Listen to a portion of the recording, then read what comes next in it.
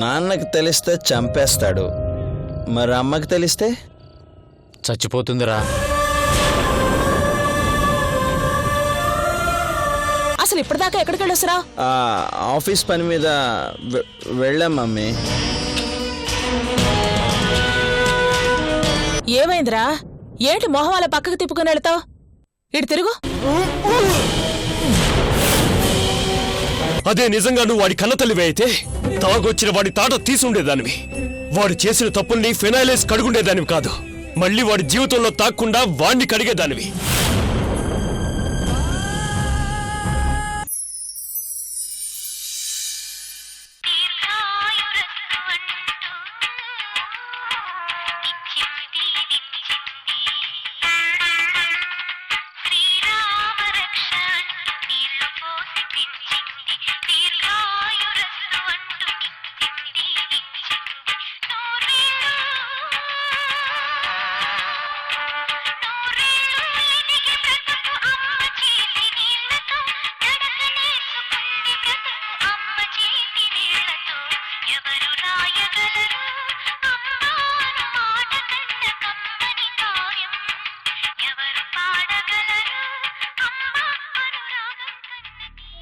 మనం కన్నతల్లి ప్రేమ గొప్పదా, పెంచిన తల్లి ప్రేమ గొప్పదా అనే టాపిక్ గురించి మాట్లాడుకుంటూ ఉన్నాం.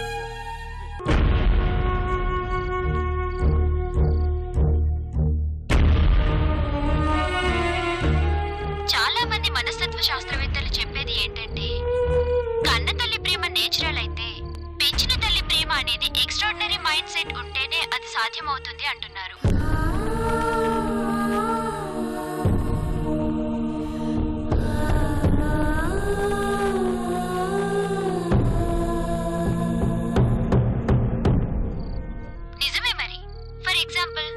మన చేతికి ఓ చిన్న దెబ్బ తగిలింది అంటే విలవిలలాడిపోతాం. ఎంత కష్టం వచ్చిందో అని తెగ ఫీల్ అయిపోతాం. అది న్యాచురల్. అదే మన ఎదురుగా ఎవరికైనా కాలు విరగడమో చెయ్యి కట్టవడమో జరిగింది అనుకో, అయ్యో అనుకుంటాం. కాసేపటికి అది మర్చిపోతాం. కాని వాళ్ళ బాధని మన బాధగా ఫీల్ కావడం అనేది మామూలు విషయం కాదు. అది ఎక్స్ట్రాడినరీ మైండ్ సెట్ అన్నమాట.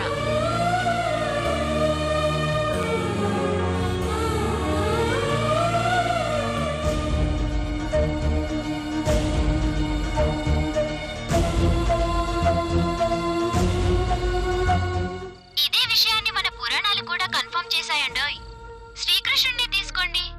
ఆయన దేవకి కడుపున పుట్టిన యశోదమ్మ కన్న బిడ్డ కంటే ఎక్కువగా చూసుకుంది. చిన్ని కృష్ణుని అల్లరి అంతా భరించి ప్రపంచంలో అమ్మ ప్రేమంటే యశోదమ్మ తర్వాతే అని చాటి చెప్పింది.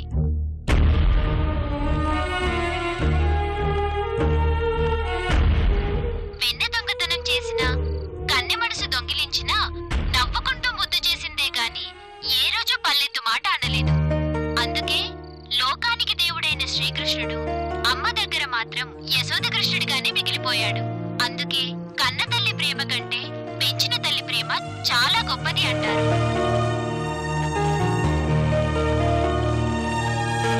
వెలకట్టలేనిది కూడా.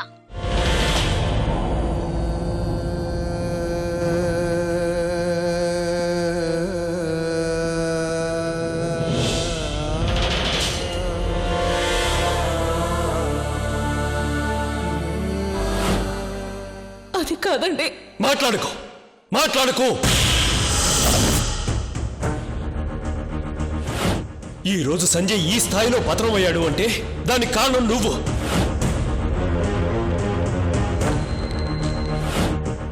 నువ్వు పెంచిన తల్లివేగా.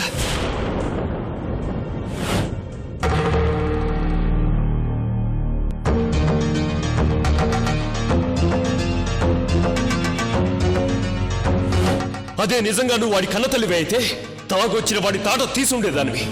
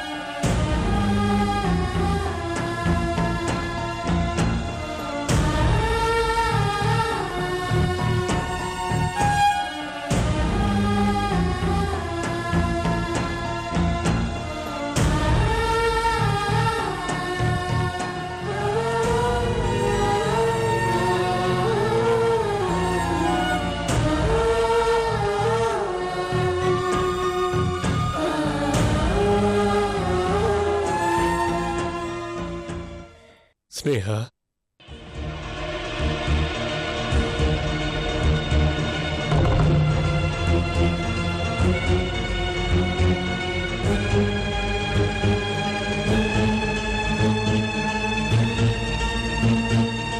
నన్ను క్షమించు స్నేహ.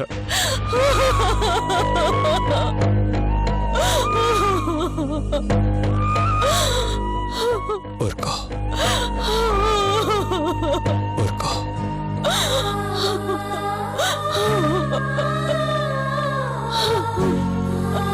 నన్ను క్షమించు.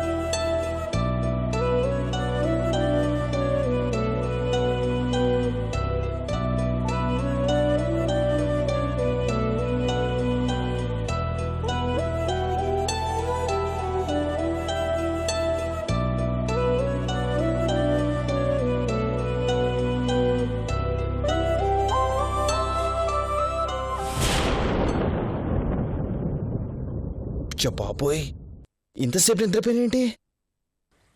అబ్బా అబ్బా. Mummy, coffee.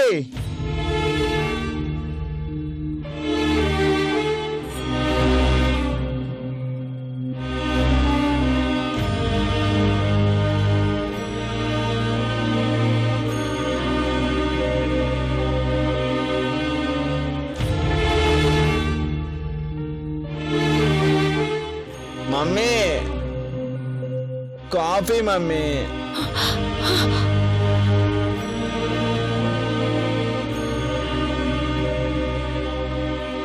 అబ్బా, ఈ హ్యాంగ్ ఓవర్ ఒకటి ఓ పెగ్గుతో సరిపెడదామంటే కుదరదే.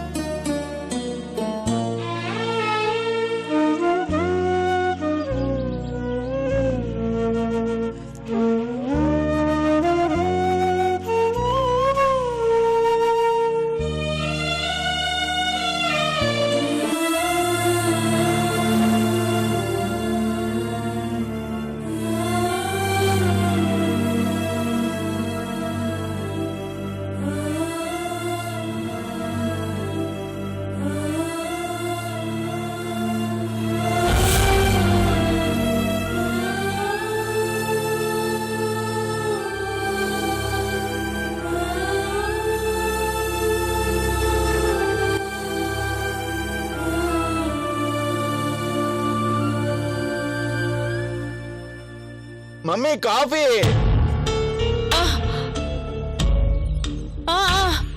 తెస్తున్నాను రా.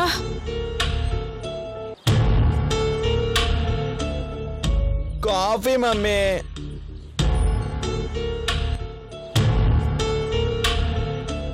త్వరగా రా.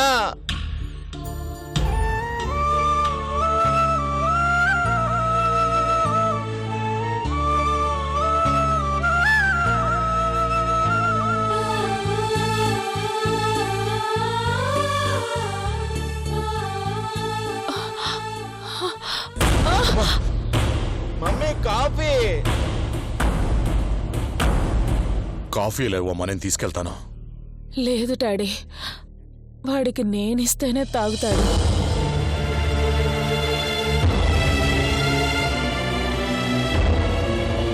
అమ్మా, ఒళ్ళంతా వేడిగా ఉంది, జ్వరం వచ్చినట్లుంది. నువ్వు వెళ్ళి రెస్ట్ తీసుకోమ్మా, నేను వెళ్ళిస్తాను కదా. పర్వాలేదు డాడీ, నాకేం కాదులే.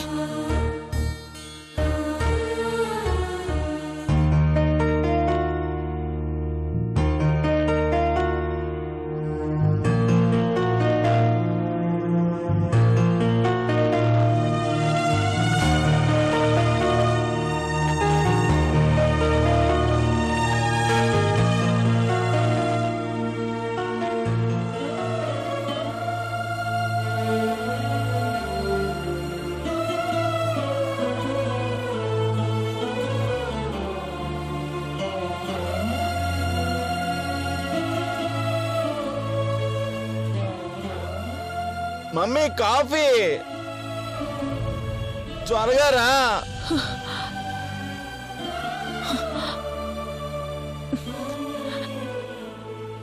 నాన్న సంజయ్, కాఫీ. అబ్బా తెచ్చావు మమ్మీ, తల బద్దలైపోతుంది.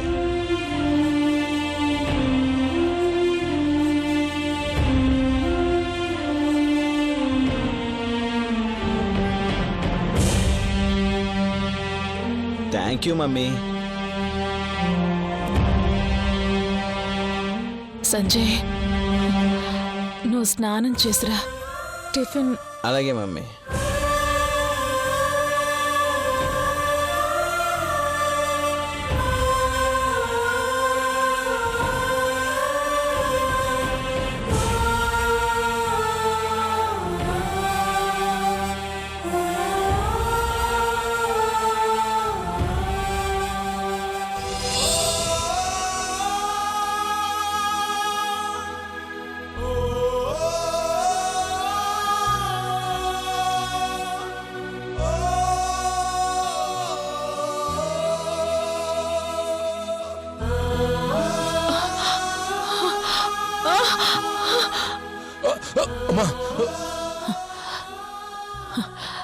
నాన్నా, వాడికి టిఫిన్ నాన్నా. నేను పెడతానులేమ్మా. అది కాదు నాన్న, టిఫిన్ నాన్నా. నీ కొడుకు నీకెంత ముఖ్యమో నా కూతురు నాకు అంతే ముఖ్యమమ్మా. వెళ్ళి పడుకోమ్మా, వాడి సంగతి నేను చూసుకుంటానుగా. నాన్నా,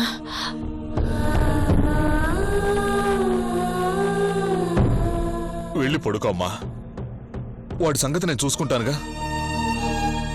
రామ్మా రా.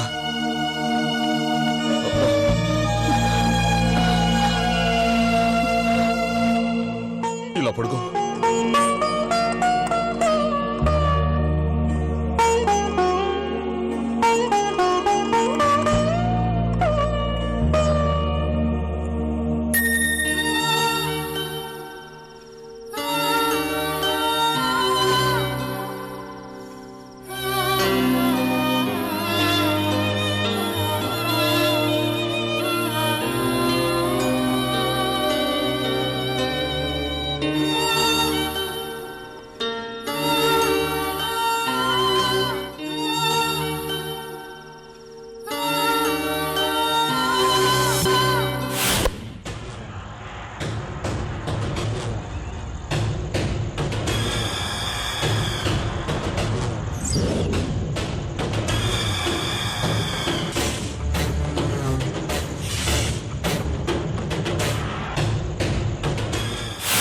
తాతను చంపినా మీ అమ్మను చంపాలని చూసినా నిన్ను తన్నినా నీకు బుద్ధి రాలేదురా.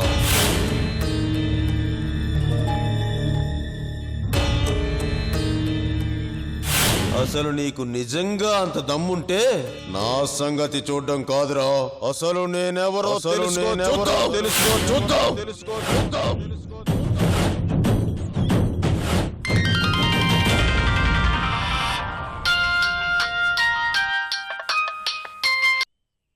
హలో జీకే, నేను వైజాగ్ నుంచి మనోహర్ని మాట్లాడుతున్నాను. నీ ఫోన్కి వచ్చిన ఒక అన్నోన్ నెంబర్ గురించి ట్రేస్ చేయమని చెప్పావు కదా. అవును, ఏమైంది? నువ్వు అర్జెంటుగా నెట్వర్క్ ఆఫీస్కి వెళ్ళు. అక్కడ రమేష్ అనే వ్యక్తి రిసెప్షన్లో ఉంటాడు, వెళ్ళి కలు. అతను ఆ అన్నోన్ నెంబర్ ఎవరిదో చెప్పే ఏర్పాట్లు చేశాడు. Thank you Manohar, thank you.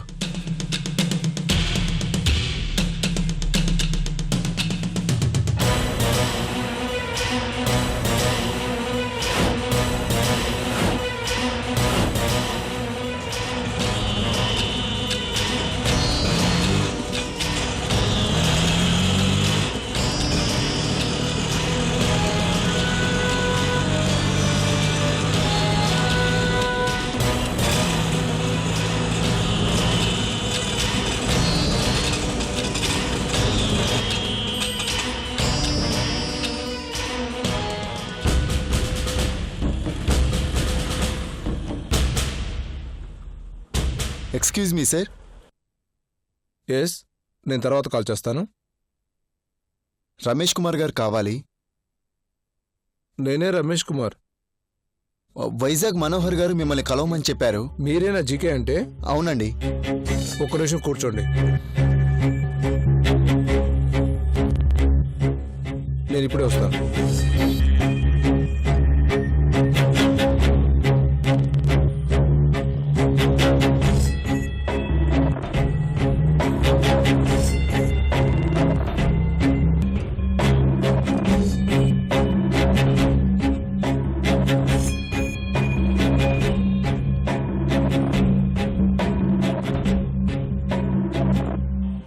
ఒక అన్నోన్ నెంబర్ తాలూకు వివరాలు ఆ వ్యక్తి పర్మిషన్ లేకుండా ఇవ్వకూడదు.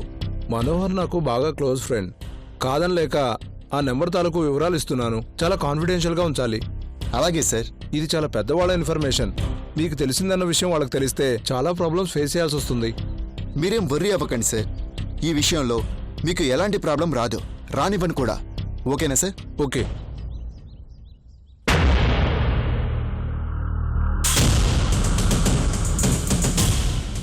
Thank you very much sir. It's okay.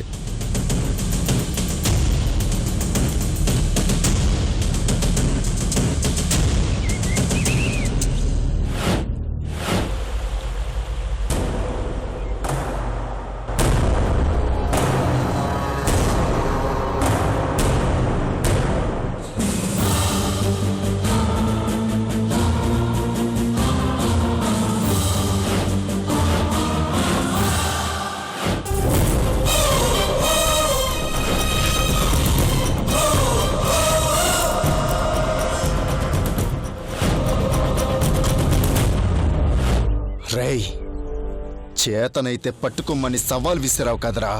పట్టుకున్నాను. నీ అడ్రస్ని పట్టుకున్నాను. మరికొద్ది క్షణాల్లో నీ పీక పట్టుకుంటాను.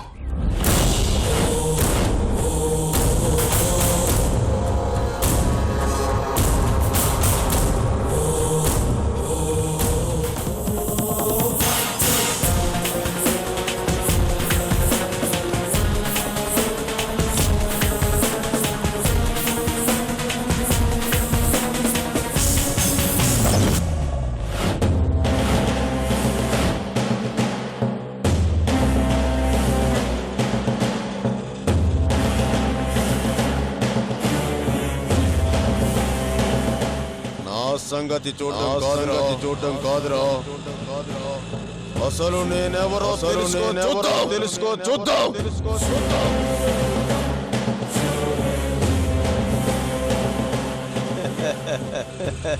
చూస్తావా?